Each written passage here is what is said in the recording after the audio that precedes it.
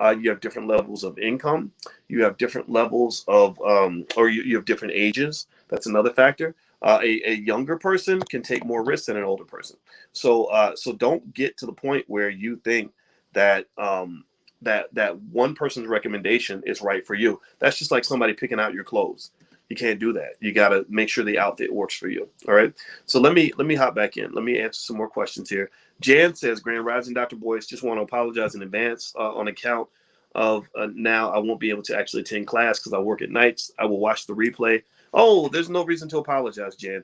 What you can do, Jan, is just know that when the Black Belt Boot Camp starts, that material is yours for life. Like you can you own it forever. It's yours. You can share it with your family if you want to, and literally, and all we ask is that you don't like go put everything out on the internet or something. That kind of undermines the integrity of what we're doing. But generally speaking, though, if you want to share it with family or whatever, like a Netflix subscription, you're welcome to do that. Marcus Berry, I'm sorry. How would you recommend diversifying a federal thrift savings plan retirement account for a 43-year-old? Um, I would say, the Federal Thrift Savings Plan. I believe that those are similar to 401ks. And so a Federal Thrift Savings Plan is not a bad investment. I think the main difference between that and a 401k is that you have to be a government employee. And so, I wouldn't necessarily feel like your money's in a bad place. I would just make sure you're getting some risk. Remember, risk in your portfolio is good for you. A lot of people think risk is bad. Risk is not bad. Risk is good because if you have no risk, you make no money. You know how they say scared money don't make money. Well, that's true. If you take no risk, then you will gain nothing. It's like if I'm scared to ask a girl out on a date, then I'll never have a girlfriend, right? So you can't run away from risk all the time. But what you want to do is take on what is called efficient risk. Efficient risk means that it's not stupid risk, right? So, for example, if somebody said, Doc, I'll give you $1 million if you go climb Mount Everest. Well, it might be worth it, right? I'll be like, oh gosh, Mount Everest is tall. I can't breathe. And, people die on that mountain, but it's $1 million, right?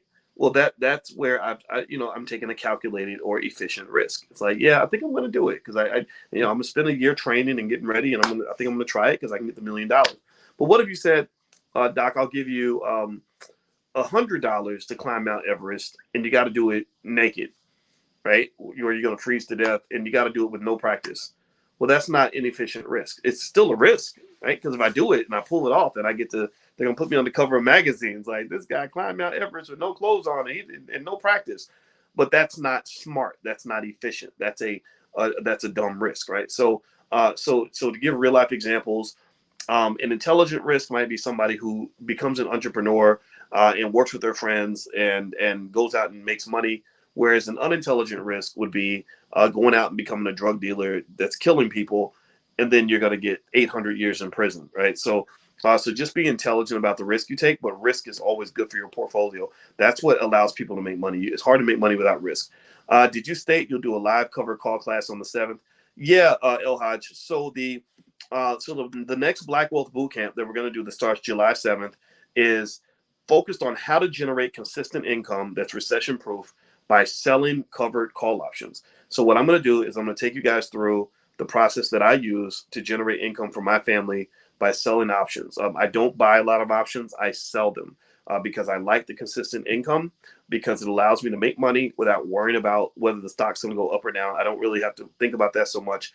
I can sort of wait out the storm. The economy goes up and it goes down or whatever. But at the same time, you can generate income consistently. So I'm going to show you that whole process, how I go about picking the right stocks to use. Once you pick the right stocks, you have to know how to vet them and check them out and make sure that the risk level is what you want it to be. And then even on top of that, you may have to calibrate the risk. You may have to make some adjustments. And I'm going to show you that whole process.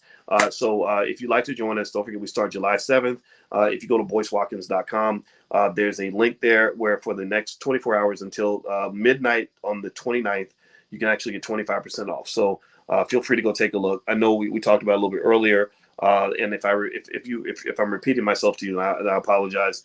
I just want to make sure everybody knows what's going on. It's going to be a lot of fun, and you can get started today. There's plenty of stuff in there. The whole stock options masterclass, which is a $4.99 value, is included for free. Also, there's a whole lecture series I did on how to form a family investment club so that you can get together with your family members and execute the strategy in a more effective way. The more capital you have access to, the easier it is to generate the income. So if you are not where you want to be in terms of having the money to invest, don't give up on yourself. Maybe you've got a cousin or you got friends who've got some money sitting to the side and they want to get together with you and you want to, sort of work things out and make a deal. So that's included as well. So you can go through all of that stuff before July 7th. I encourage you to do that. That way we can hop right in. It's going to be 4 weeks. We're going to meet every Thursday night at 8 p.m. And it's good. I know it works because this is what I do with my own money. All right. So Jan asks, during the How the Stock Market Works and What You Should Know webinar, you mentioned reading about when the Dow passed 20,000. I'm a bit confused as to what is with everything I'm learning. Okay, so you're talking about the Dow. Now, so maybe that lecture is a few years old because the Dow is not at 20,000 anymore. The Dow's now at 30,000. And here's the deal. So what is the Dow Jones Industrial Average? All right, so let's start with that question, and then after I think we're the final thing we'll talk about is I'm gonna tell you about the book Pimp, where I just watched a documentary about it and why this made me think about economics and capitalism. So I'll share that with you once I go through this question for you. So right now the Dow is at 31,266. Now the bigger question is you may be asking is, what is the Dow? What is the Dow? Okay, so the Dow is this antiquated measuring stick for how well the stock market is doing. It's not the best measure out there. I'm reading actually right here on the page so I can give you specific information. It is a stock market index of 30 prominent companies listed on stock exchanges in the United States. It's about 137 years old. The Dow is not the most accurate way to measure stock market performance. It's not terrible, but it's not the best. The S&P 500 is probably better. You've got the Wilshire 5000. You've got a lot of other indexes out there that do a better job of capturing what's going on in the market. But the Dow is the most famous, of all the indexes. So that just tends to be the one that the media hangs on. Now, the companies that are included in the Dow, a lot of people, there's a lot of controversy around why a company should be included. And I'm going to read some of this to you, and then I'll explain it. Although the Dow Jones Industrial Average is one of the oldest and most commonly used equity indexes, many professionals consider it to be an inadequate representation of the overall U.S. stock market compared to a broader market index such as the S&P 500. The Dow Jones Industrial Average includes only 30 large companies. Also, it is price weighted.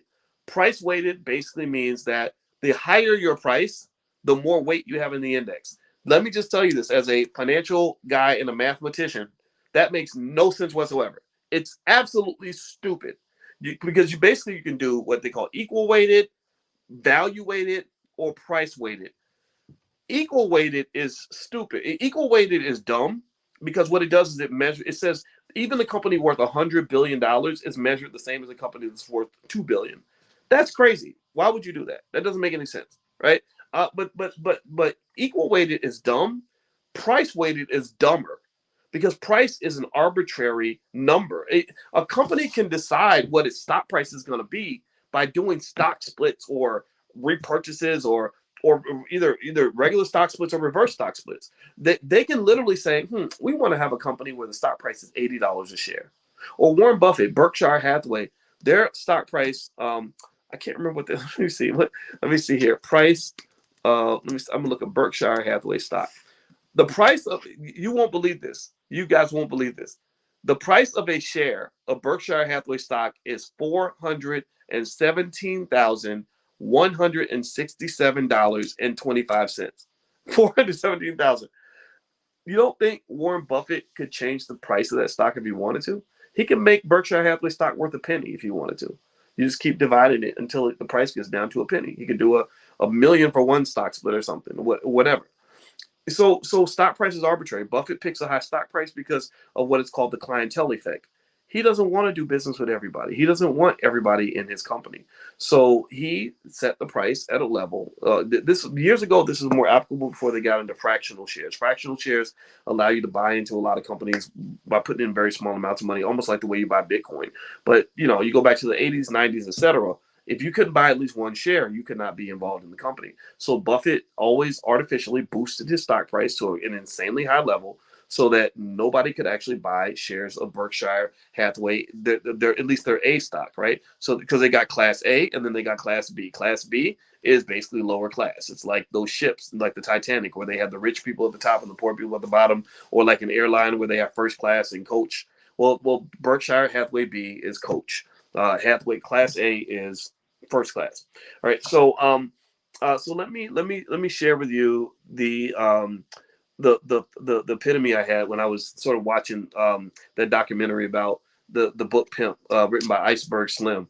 It was really interesting to me, just as a black man, because I know so many black men who just read the book and loved it, and my father talks about how Hollywood created the whole black exploitation culture, and they sort of glorified the pimp and all the. He said a lot of the young guys wanted to be pimps, and it's kind of sad. It's very sad, right? Because there's nothing healthy in terms of what happens, between a pimp and the people that are that are actually doing the work for the pimp, right? Now, two things came to mind. Number one, well, first of all, the guy was a great writer. He was super smart. He was very poetic, and I think that's one of the things that captured the imagination of a lot of people. But two, what was interesting to me was he wasn't really a successful pimp. It didn't seem like he was successful because he was in jail all the time, and he was strung out on drugs, ended up in bad situations, so losing all of his money, lost his freedom, went through hell. They had him in the box in jail for years, I think.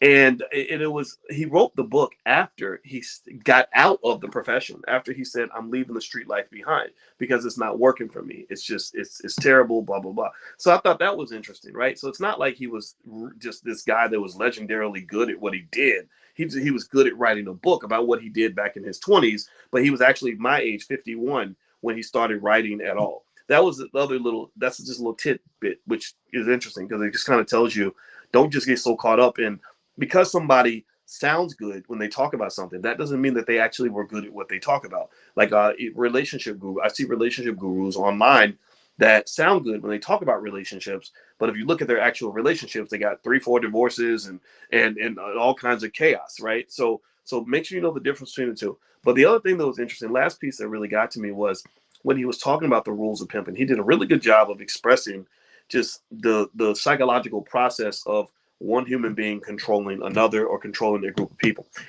That to me is capitalism all over. Like that's literally to me just a description of American capitalism in so many different ways. All right, so many different ways we're being pimped. The NCAA, to compare, like um, he talked about sort of how you had to inflict punishment to make sure that they followed your rules. How you basically who you targeted, right? You target people that are vulnerable. You target people that are uneducated. You target people that have low self-esteem. You target people that have nowhere to go. He talked about how he presented himself. He said, "I was always immaculate. I was always clean, and I always every day would say something that would capture the imagination of the women that worked for me, so they would just be in a trance, right? And I would get them hooked on drugs so that they needed me for the drugs. I mean, just this whole process, right?" And I said, this is so interesting because this is exactly what they do to you in a capitalist society. They pimp you. They really pimp you. There is a I'm thinking specifically about the NCAA, but I won't talk about that because I don't want to get too confused off the topic here.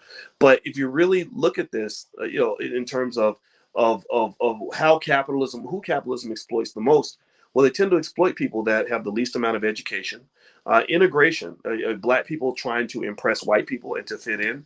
That is the ultimate form of pimping because your self-esteem is so low that they're basically holding themselves up as gods to you, and they have all the money and all the power, and they punish you when you get out of line. You get a little bit too black on the job, you're going to get fired on your day off, right? So you are you're in the situation where because you've been raised a certain way, starting with everything from a white Jesus to what you learned in school and all these other things, and learning about all these heroes in history that happen to be white. So they position themselves in this godlike capacity, and you're trying to get closer to God. So you're spending all your life trying to fit in into the system where you're doing all the work and somebody else is getting all the reward, right? Just like a pimp, right? Because the Iceberg Slim said his mother did not understand. She said, how in the hell is it that they're doing all the work and you're getting all the money? That don't even make no sense. Well, look at capitalism. Look at capitalism. When you go work for a corporation and you're busting your butt, spending time away from your kids, working until you're old and gray and tired and dead, who's benefiting the most from your labor? It ain't you. It's not you. It's somebody else. So you're being pimped. They are doing an iceberg slim on you. How did you get pimped? What happened? Well, you were made to be vulnerable. Vulnerable young people can't get pimped. Like a young lady that's got plenty of money, plenty of self-esteem, plenty of confidence, plenty of people supporting her already. She can't get pimped. A pimp is not going to approach. He's not going to approach my daughters because my daughters have a family that's backing them. They're going to have wealth. They're going to have education. They're not good targets. So the way you get pimped in capitalism, in my view, is to be put in a situation where you are stripped of all of your self-esteem, all of your opportunities, and all of your resources. So you have nowhere to go other than the pimp. So you spend your time trying to get closer to white folks. So you go to college and you go $200,000 in debt. That right there is a huge vulnerability. You have no family wealth, no family inheritance, because there was nobody who did a $5 a day investing plan for you to make sure that you were good financially by the time you became 20, 25. So you're broke. You're living paycheck to paycheck. Don't be ashamed of that. Most Americans are living paycheck to paycheck because the pimping system's big. The pimping is large. Um, Also, let's see what else. Oh, a lack of skill and knowledge and information. So the easiest people to hire as employees are people who don't know anything about making their own money, don't know anything about starting a business, don't know anything about investing. Right? That's why they don't teach that in school, because they're preparing you for pimping. Right? So you get out here and you got this college degree in your hand, $250,000 in student loan debt, no knowledge in your brain on how to build independent wealth, no resources backing you in case you run into a financial problem, and then and on top of that, you want to be white, so you are primed for pimping. So next thing you know, you're a black person who is in an unhealthy situation where you're being abused on a daily basis at a job where they have put you in a position where you have nowhere else to go. So when in the morning when somebody says, "Why don't you go find something that makes you happy?" you say, "I can't because I got to go to work." Oh, and then the last piece on the pimping is two more things I see, and this happens maybe in politics as well as capitalism, is the way the pimp talked about how he presented himself as a god, like figure, and he would capture the imagination of the women on a daily basis. And I see that a lot when politicians come out and they campaign with words like hope and change, and they get you caught up in a dream and a vision. Yeah, but yet there's no substance behind it. It's all symbolism. That to me that's another type of pimping. And then that last piece is when you get out of line. What happens to you when you're black and you get out of line? Somebody tell me what happens when you're black and you're on the job and you don't do what you're supposed to do. Well, the pimp hand is strong. The punishment is forthcoming, right? So I just say all that because I thought that the movie was interesting. This guy's book, I'm not going to read it, to be honest with you, 'cause I don't really want to learn how to be a pimp, but I really think that you want to really think about that because pimping is universal. The desire of human beings to control other human beings is worldwide. It's historic. It's happened since the beginning of time. Don't let that happen to you, and don't let that happen to your kids. Prepare your kids to be strong economically, to be critical thinkers. They have to be able, in my view, they should be able to question everything and anything. Also, make sure that they are in a position where they have the knowledge and skill necessary to go out and make the moves they need to make to get out of any situation they get into. That's my 2 cents for today. I hope that this helps you. All right. So last piece. So what I'm gonna do real quick is I see you guys put some questions in the Q&A. I'm gonna answer these questions real quick, and then we'll be done for today. Maurice Harrell, what is the best IRA to build traditional wealth, or to build wealth, traditional or Roth? I would go with traditional first, and then go to Roth once your traditional is filled up. Roth, they have different tax layouts. The traditional basically allows you to defer your taxes till later. The Roth means you pay taxes now, but you don't pay taxes when you withdraw. I prefer the traditional to the Roth. So once you max out one, you can go for the other one. Lid says, Uncle Boyce, my friendly finance professor. I have 120 shares of GM. How do I protect myself from downsides with a put option? I would look for a put option that's safely out of the money. Maybe pick a day where GM stock has done really well, and then buy your puts on buy your puts on the sunny days. Meaning, buy your puts on the days when the stock has gone up, because there's probably going to be a reversal in the near future. The price is probably going to go down at some point, because right now that's what you're dealing with. You're dealing with a roller coaster, kind of sideways sort of stock market. So when you have those green days where the prices go up, that's your time to go ahead and lock in your puts. And then when you have your dark days, maybe that's when you buy some calls or something, because those calls are going to be a little bit cheaper. But I don't buy calls, honestly. I told you guys, I buy puts to protect the downside. I'm not an investor that loves a lot of risk. I like consistency. I like to get my income. That's what we're focusing on in the next Black Oak Bootcamp on July 7th. And by the way, boycewatkins.com is where you can go if you still haven't signed up. So feel free to join. And there's the discount that lasts for another 24 hours. So feel free to go to boycewatkins.com. All right. So will you be autographing books at the conference? Yes, I will. I always autograph hundreds and hundreds of books. So I'm very happy to sign anything you want me to sign. Let's see. Shelia, is this class recorded to listen to later? Yes. If you log in at theblackstockmarketprogram.com, everything that we do in class is recorded and you can access it forever. And we have hundreds and hundreds of recorded classes by now. So you can log in, and I encourage you, if you have not gone through some of the old material, I encourage you to do it, because if you're enjoying this conversation today, just know there's hundreds of them. I do this a lot. This is like, I'm like a financial pastor or something, and this is the church, you know. So there's plenty of sermons, and I'm a believer in conversational learning anyway. I don't think learning has to require you to study all the time and take tests and all that stuff and go through all that stress. Just talking about things and being slowly integrated into that culture of economic intelligence is really how you get ahead. All right, let's see here. So thank you, Shirley, for your kind words. And you met Dr. Alicia in Chicago. Nice. I'll tell her you said hi. Absolutely. Let's see. Norman says, Dr. Boyce, would it be good to invest in hypersonic weapons? If so, what company? Norman, can you put that question in for next week? If you put log in at theblackstockmarketprogram.com. Hit that link to leave me a question. I will look up some hypersonic companies for you. I do not have any right offhand. But I can find some for you. Are there metaverse stocks? Asked Kim. Yes, there are metaverse stocks. One big metaverse company to invest in that you could invest in is Meta, Facebook, right? Meta's out there. They've made it clear that metaverse is really important for them. I think that they're going to figure it out. I think metaverse is going to be massive and huge. I'm excited about it. I'm going to actually at some point teach a class in the metaverse. I'm going to get my little avatar in there, invite you guys in. So me, maybe we'll start looking into that. Maybe we can get an Oculus and we can all meet in a virtual world. It is awesome. It is awesome. It is awesome. I met my wife when I would travel, and me and my wife wanted to be together. You know what we did? We met in the metaverse and we went to see a movie together, and our little avatars were right next to us. I had a little avatar with bald head and a goatee and glasses, and her avatar is like a little red bone, with long hair. And we were just looking at each other, and I said, I feel like I'm right next to you. And she said, yeah, I feel the same way too. Well, really, I'm in my hotel in New York or something, and she's all the way in Chicago.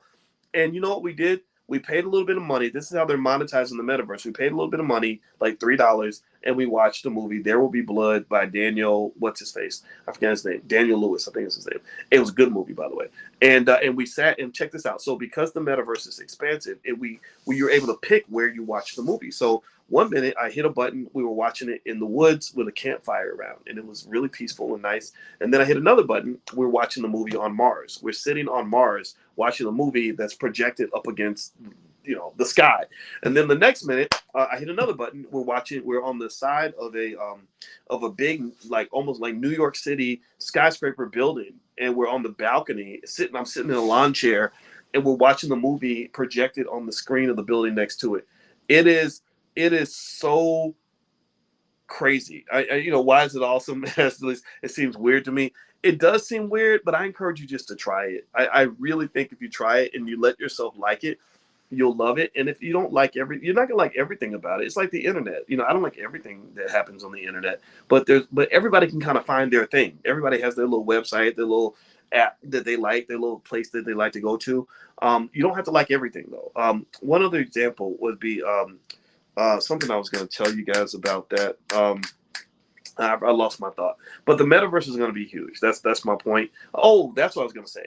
There's an app called Wander that you can do on Oculus that will allow you to travel anywhere in the world and look around, and you feel like you're there. You can hit Tokyo, you'll be in the center of Tokyo. You can hit parts of Africa, you'll be in the middle, like the middle of the road, looking around, and then you can travel with your friends. So I took my wife to my childhood home by punching in the address, and I was showing her around. I was taking control of the thing, and I was taking her down the street, and I was like, yeah, see that building right there on the right? She's like, yeah. I said, that's the church I went to. She's like, oh, that's a little church. It's super real. So just look into it. I think you're going to like it. And I think the metaverse is going to be big. And I think at some point, all of us will be working on the metaverse, just like we're doing stuff on social media. That's where the world is going. So metaverse stocks, are they good to invest in? Yeah. I think when you talk about investing for the future, I'm big on metaverse. I'm big on electric vehicles. I'm big on cannabis. Those are three key areas that I think are going to blow up in the next 10, 15 years. And there's going to be plenty of money being made in that space. So be patient. The money's coming. Remember this. It's 2022. I want you to process for a moment. Let's do a meditative moment, a financial meditation. And I want you to think about 2014. How many of you remember 2014 like it was yesterday? How many of y'all just kind of stunned that time goes by so fast? Give me a yes. Give me a yes if you look back at like 2014 and 2016, you're like, oh my God, I can't believe it's 2022. This is nuts. This is crazy. I do that. I can't believe, and I don't, I'm old enough where I remember hearing Prince saying, I'm a party like it's 1999 and really thinking that like that was way off in the future. That's, I'm giving away my age. Some of y'all young people may laugh at that, may think we're old, but literally it's crazy. The passage of time freaks me out. Well, here's the deal. If we were having this conversation in 2014, 8 years ago, you know now that 2014 versus 2022 is not a big gap. It's going to happen just like that, right? So if we were having this conversation in 2014 and we were talking about making investments, and I simply said, look, just invest consistently, buy you some stocks, buy you some crypto, just hold it and just wait, just keep adding to it consistently. In 8 years, by the year 2022, you're going to be solid. You're going to be in great financial shape by doing something really basic. Just take the amount of money that you spend on fast food and going out to eat and going to the mall.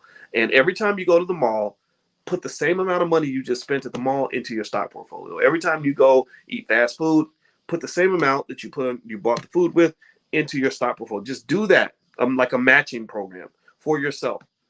Do you know how much money you would have right now? Do you know how, like some of y'all would probably have $100,000 in your portfolios right now? Seriously, right? So, but the problem is the reason that I couldn't have this conversation, because if you go back, I was doing content like this back in 2014. I've been in this internet space for a while. The reason I couldn't do it in 2014 is because a lot of us, all of us, we lack the vision. We can't even see 8 years in the future. It was 2014 and we couldn't see 2022. Like 2022, oh, that's a long way. That's way out there, man. That's God, I'm gonna be 1,000 years old. No, you're gonna be the same person you were in 2014. You just might have a couple extra gray hairs in your head, but you're gonna be the same person. You're gonna be like, damn, I can't believe the last 8 years went by so fast. So now here's what I want you to do. This is my assignment for you right now. It's a spiritual, psychological assignment. I want you to internalize this. I want you to do the same exercise that I did for 2014 to 2022, and I want you to do it for 2022 to 2030. Right now, 2030 seems like another planet. 2030 seems like it's a million years in the future. But no, 2030 is to 2022 what 2022 is to 2014. And you now know in hindsight that it's going to go by just like that. So 2030 is coming, and the same strategy you would have applied in 2014 that would have put you in a great position right now in 2022. I want you to apply the same thing now that will put you in a great position in the year 2030. Wealth is won by people who can visualize the future. If you can practice visualizing the future and live in the future as if it's the present, then you will have all the money you want. You have all the opportunity you want, because you will literally have gained your financial version of a third eye. You literally will have gained the vision necessary that to become a millionaire, or to become really financially successful, or to get ahead in all the opportunities, or to get ahead of the curve. And almost every success I've ever had in my life came from the fact that I was able to visualize the future, and I planted a million seeds so that when the future finally arrived, I was going to be already in a good position. Okay, so just take that with you and become a true investor. That's how. I don't want the world pimping you. I want you pimping the world in a good way. Don't be no real pimp. Don't be beating people up and stuff. But I want you to control your destiny. Got it? All right. So that's it. That's my 2 cents for today. By the way, if you still want to go and sign up for the boot camp that starts on July 7th, where we're going to cover how to generate income by writing covered call options, feel free to go to boycewatkins.com. That discount, that 25% off, is available until midnight on the 29th. So feel free to just go there if you haven't signed up yet. If you have signed up, log in and start going through the content now. There's a ton of stuff in there already. It's yours for life. All the slides, all the recordings, everything that I use for the class, I'm going to put it all in there so you can have it all, and it's yours forever. Okay. All right, guys. Have a good day. Love you. God bless you. And thanks for listening. I'll see you guys next Tuesday at 11 a.m. Eastern. Talk to you later. Bye bye.